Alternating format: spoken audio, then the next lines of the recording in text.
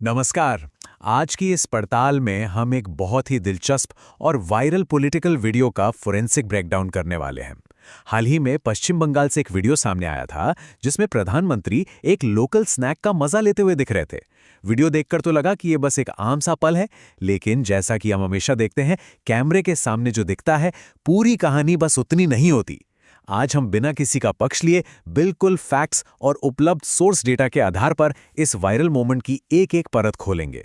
और यहीं से हमारा आज का सबसे बड़ा सवाल पैदा होता है। एक बहुत ही सावधानी से तैयार किए गए फोटो ऑप या वायरल वीडियो के फ्रेम के ठीक बाहर आखिर क्या चल रहा होता है। आज का हमारा ये विश्लेषण इसी रहस्य से पर्दा उठाएगा और हमें दिखाएगा कि कैसे एक छोटी सी घटना के पीछे भी काफी बड़ी बातें छिपी हो सकती हैं। तो चलिए बिना वक्त गवाए सीधे इस पड़ताल में उतरते हैं। इस पूरे मामले को अच्छे से समझने के लिए हम इस वायरल ब्रेक पर नजर डालेंगे। देखेंगे कि ये अचानक था या पहले से प्लान किया गया था। लोगों के रिएक्शन का विश्लेषण करेंगे, पलायन की असली ग्राउंड रियलिटी समझेंगे और अंत में दावों की तुलना जमीनी हकीकत से करेंगे। सबसे पहले बात करते हैं इस मशहूर झालमुड़ी ब्रेक की। जब ये वीडियो सोशल मीडिया पर शेयर किया गया तो इसके साथ आधिकारिक कैप्शन था, झाग्राम में झालमुड़ी ब्रेक। इसे बिल्कुल ऐसे पेश किया गया मानो प्रधानमंत्री का काफिला जा रहा हो और अचानक सड़क किनारे एक स्टॉल देकर वो रुक गए हों।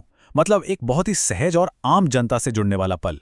इस वीडियो के अंदर एक डायलॉग था जिसने सबका ध्यान अपनी तरफ खींचा। वीडियो में प्रधानमंत्री दुकानदार से बात करते हुए कहते हैं कि वो प्याज खाते हैं, बस दिमाग नहीं खाते। ये एक हल्का फुल्का मजाक था। राजनीतिक पर्यवेक्षकों ने बताया कि समर्थकों को ये अंदाज बहुत सहज और मजाकिया लगा, जबकि आलोचकों ने इसे बिल्कुल अलग ही चश्मे से देखा। विपक्ष की प्रतिक्रिया आने में भी बिल्कुल देर नहीं लगी। टीएमसी सांसद कीर्ति आजाद ने 70 सेकंड का एक वीडियो शेयर किया और इस मशहूर लोकल स्नैक के गलत उच्चारण पर तंज कस दिया। उन्होंने पॉइंट आउट किया कि वीडियो में झालमुड़ी को जालमुल्ली कहा गया। विपक्ष ने इस बात को एक बड़ा मुद्दा बना दिया कि इतने फेमस स्थानीय व्यंजन का नाम भी सही से नहीं लिया गया। लेकिन क्या यह ब्रेक वाकई इतना अचानक था?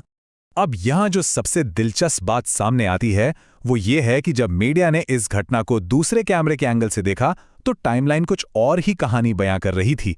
ये बड़ी ही गौर करने वाली बात है कि काफिले के रुकने से पहले ही एक टीवी चैनल का कैमरामैन उस छोटी सी दुकान के अंदर एक कोने में पूरी तरह से तैयार बैठा था। फिर काफिला आता है और जो वीडियो हम सब देखते हैं वो दरअसल दुकान के अंदर से बाहर की तरफ रिकॉर्ड किया जा रहा था। दावों और सबूतों के बीच का ये फर्क यहाँ बिल्कुल साफ हो जाता है।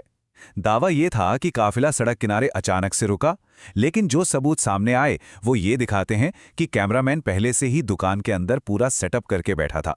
और जाहिर सी बात है, बिना पहले से जानकारी हुए ऐसा होना लगभग नामुमकिन है। अब आते हैं इस बात पर कि पब्लिक ने इस वीडियो का विश्लेषण कैसे किया। और ये बात उस विडंबना को बहुत ही शानदार तरीके से सामने लाती है जिसे इंटरनेट ने तुरंत पकड़ लिया। वीडियो में साफ देखा जा सकता है कि 10 रुपए का पेमेंट कैश में किया गया। सोशल मीडिया पर तुरंत सवाल उठने लगे कि जो नेतृत्व दिन रात डिजिटल इंडिया और यूपीआई को इतना प्रमोट करता है, उसने कैमरे के सामने इतने छोटे से पेमेंट के लिए कैश का इस्तेमाल क्यों किया। अगर हम सोर्स डेटा को देखें तो इंटरनेट पर कुछ अहम सवाल गूंज रहे थे। पहला, यूपीआई की जगह कैश का इस्तेमाल क्यों?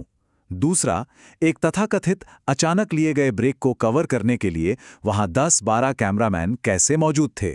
इसी बीच कुछ नेताओं ने मणिपुर की महिलाओं के चल रहे विरोध प्रदर्शनों का जिक्र करते हुए पूछा कि वहां ध्यान कब दिया जाएगा। इसके साथ ही वो दिमाग खाने वाला जो संवाद था उस पर भी खूब तंज कसे गए। अब चलते हैं इस पड़ताल के सबसे अहम हिस्से की तरफ, जो है पलायन की ग्राउंड रियलिटी।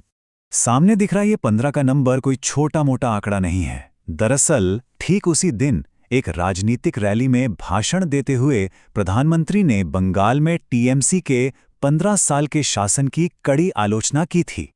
उस भाषण में एक बहुत ही खास राजनीतिक दावा किया गया था। दावा यह था कि 15 साल के शासन में बंगाल में कुछ नहीं बदला और 15 साल पहले जो बच्चा पहली क्लास में पढ़ता था वो आज रोजगार न होने की वजह से दूसरे राज्यों में पलायन करने को मजबूर है। लेकिन अब उसी दुकानदार विक्रम की असल जिंदगी की टाइमलाइन पर नजर डालते हैं, जिसने मीडिया को अपनी कहानी बताई। विक्रम दरअसल बिहार का रहने वाला है। वो रोजगार की तलाश में अपना राज्य छोड़कर बंगाल आया था और आज वहां अपना स्टॉल चलाता है। यहाँ सबसे बड़ी राजनीतिक हकीकत ये सामने आती है कि विक्रम के गृह राज्य बिहार में पिछले लगभग 20 सालों से एनडीए का ही शासन रहा है। तो यहाँ सबसे अहम बात यह है कि भाषण और हकीकत के बीच का विरोधाभास बिल्कुल सामने आ जाता है।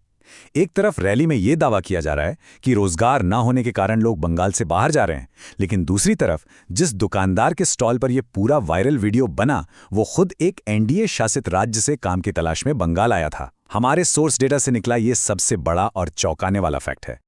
चलिए अब इस पूरी पड़ताल के निष्कर्ष की तरफ बढ़ते हैं और देखते हैं कि दावों के सामने जमीनी हकीकत कहाँ टिकती है।